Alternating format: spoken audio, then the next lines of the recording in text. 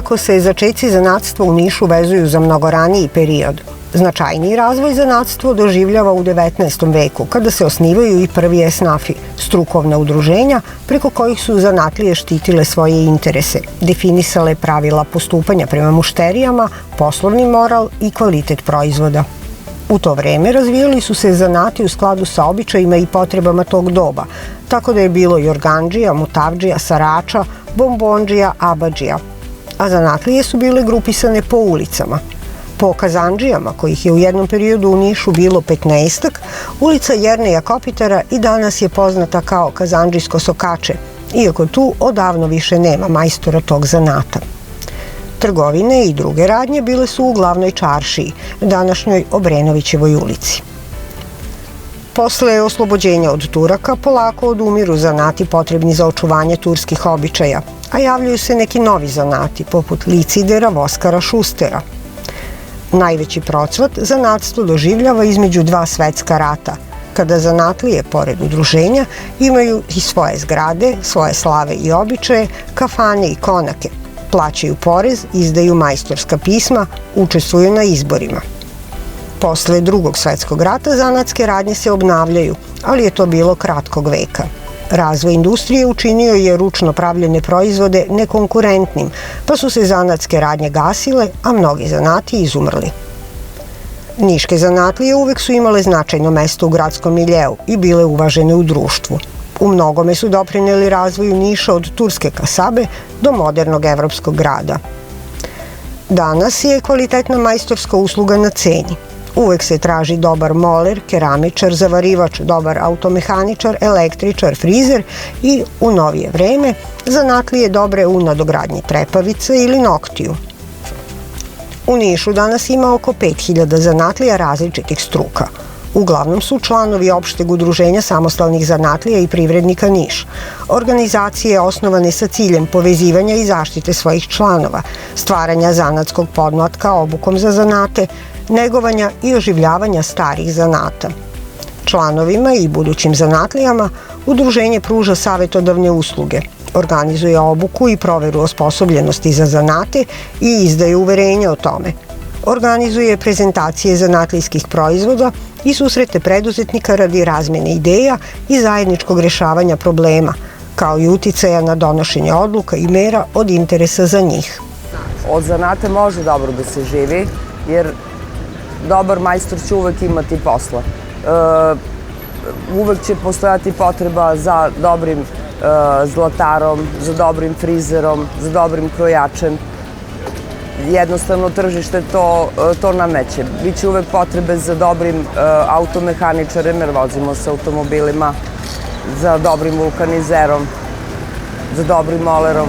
Poslednjih godina nosioci privrednog rasta postaju preduzetnici i mala i srednja preduzeća. Preduzetnici ne samo da smanjuju nezaposlenost otvaranjem radnih mesta, već unose sveže ideje u privredne tokove. Za obavljanje preduzetničke delatnosti potrebno je, pored stručnih znanja i kompetencija, poznavanje i marketinga, finansija, računovodstva. Preduzetnički duh i kreativnost takođe su od suštinske važnosti. Preko Kancelarije za saradnju sa Agencijom za privredne registre, grad Niš pomaže građanima koji otvaraju preduzetničke radnje.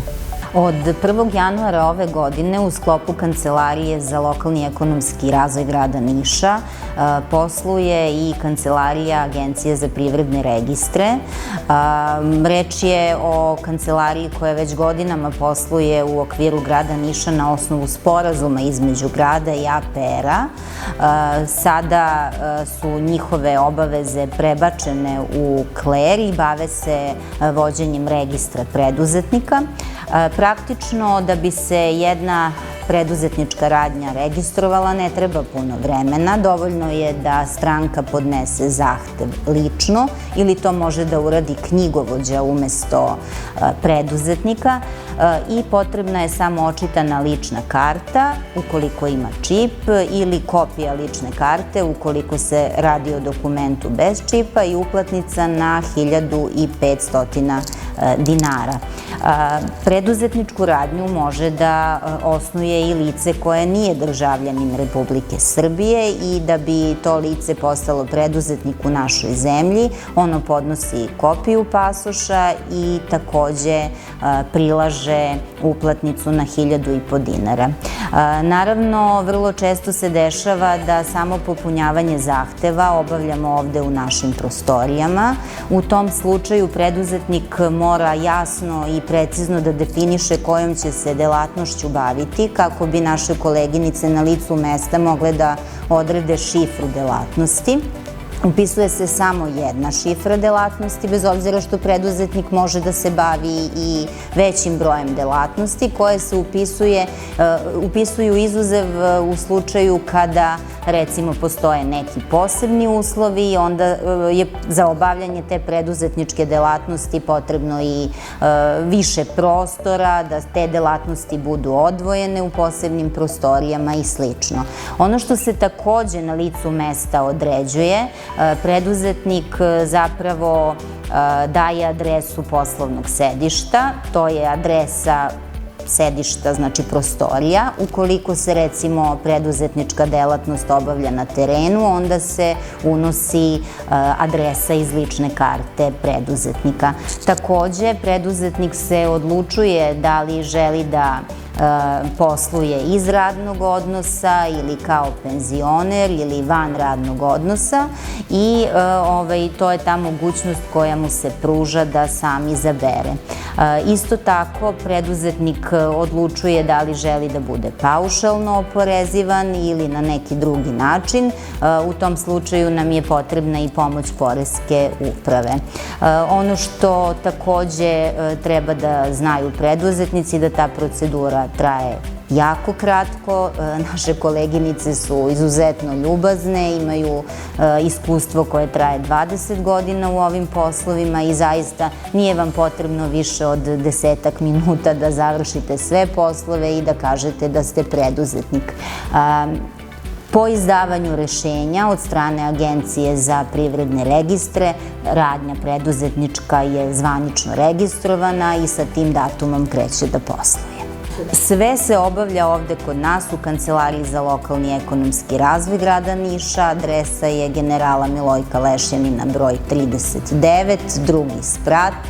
3 ljubaznih kolega tu su da sačekaju svakog preduzetnika. Naravno, osim registracije, oni kasnije obavljaju izdavanje raznoraznih potvrda, upis radnog staža i ostale poslove iz nadležnosti koje su prenete nama kao lokalnoj ispostavi od strane Agencije za privredne registre na osnovu potpisanog sporazuma. Sporazum je nedavno obnovljen, tako da nema smetnji da i dalje nastavimo uspešno da sarađujemo sa preduzetnicima kojih u našem gradu nije malo. Preduzetnici prilikom registracije preduzetničke radnje prilažu i svoju mail adresu i nakon izdavanja rešenja od strane Agencije za privredne registre, koje se ne čeka duže od 10-ak dana, oni mogu normalno da nastave da obavljaju tu delatnost za koju su se i javili nama. Ono što je takođe važno da kažemo da se kancelarija nalazi u Generala Milojka Lešjanina 39, ali da u Nišu postoji zvanična ispostava Agencije za privredne registre koja se bavi i drugim privrednim subjektima. Naša nadležnost su samo preduzetnici, a ona se nalazi u Naučno-tehnološkom parku Niš u ulici Aleksandra Medvedeva.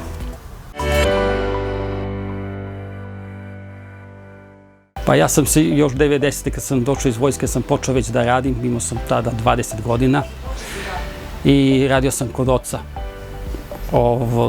Tu sam učio zanat jednih 10-11 godina, posle se tata već otišao u penziju pa sam ja preuzeo. I ja sam još kao mali uvek volao tu da se igram sa majstorima i ovo gledao, nešto me uvijek isterali, ja hoću nešto da pipam, da sam zamašem. I meni to uvijek bilo zanimljivo, jedva sam čekao da počnem ja to da radim. I bio sam srećan kad sam počeo da radim. I uvek u tom, da nešto naučite, uvek imate nešto novo, svaki dan se nešto drugo dešava, uvek ima neki novi problem, svaki problem mora da ovo morate da naučite prvo, da vidite kako ćete, šta ćete, da sve to uradite kako treba i da ta mušterija bude zadovoljna na kraju. Radimo popravku brava, radimo otvaranje brava, stanova, auta, kasa, sefova popravljamo, isto to, isto i brave i sve to radimo. Onda radimo isto i graviranje, radimo i pečate i uglavnom je to najbitnija stvar. Pa za sada moj sin je najmlađi u radnji i on je baš željan i voli da radi, počeo je prošle godine da radi i pun je entuzijazma i taj entuzijazam i mene podiže malo, da i ja volim da radim više sa njim i tako da mi bude zanimljivo i tako, jer ima uvek novih ideja, jer taj posao uvek traži da imate nove ideje, neke nove pristupe i tako dalje. Pa mi već, pošto je otac radi ovu radnju, evo ja, sad će moj sin, mi smo uvek normalno živjeli i moj otac i ja, mi smo 3 dece i sve smo ih, što kaže, evo, moj otac sve izveo na put, evo sad ću i ja i sve su dobri i uspešni. Pa zato što uvek taj posao uvek ima neke nove izazove, uvek vas nešto novo tera da učite svakog dana, možete uvek, ako fino radite i trudite se da uvek zaradite i da imate sigurno novac, sigurno da možete da živite, da prehranite porodicu, da ne morate da čekate od nekog firme da li će da propadne, neće, ili će da vas gde ste i tako, da se borite za svoje radno mesto kada možete uvek sami da radite i da zaradite. Ovu firmu je 1961. godine osnovao moj otac, Dragan Popadić, nažalost preminuo je prošle godine, u svojoj 90. godini. Uspešno je razvijao ovu firmu, naravno onda sam se priključio ja da vodim firmu kada on više nije bio u mogućnosti da vodi firmu. Iako sam ovde, boga mi, dobar deo detinjstva, možda od moje 7. godine života počeo da provodim vreme u ovoj radionici koja je bila nekada automehaničarska radionica, a posle je prerasla u mašinsku obradu motora da bi posle postala remontni centar kako smo počeli da širimo svoju paletu usluga u ovoj radionici.